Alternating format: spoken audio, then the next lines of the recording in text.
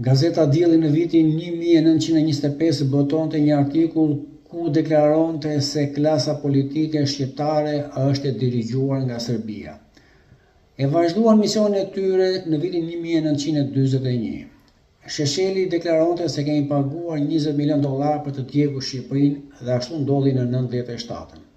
Në 2013, Boris Tadiçi, i cili deklaronte se të i kesh duart me gjakun e shqiptarëve është kënaqësi, i bekoi Edi Ramën dhe Ilir Metaj.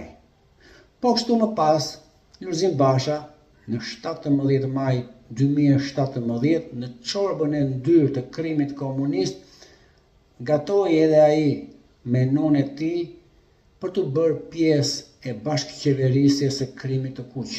Kështu, nuk mjaftuan me kaq.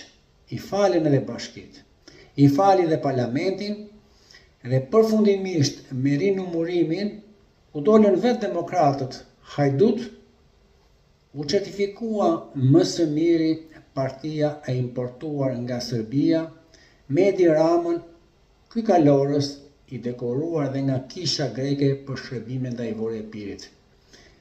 Shqiptar, ne i njohim se kush janë këta kriminal, anti-shqiptar, dhe i votojmë. Kështu që duhet ta mbyllim këtë gojë e të themi roft Partia Komuniste e Serbisë që drejton e lumtur Shqipërinë.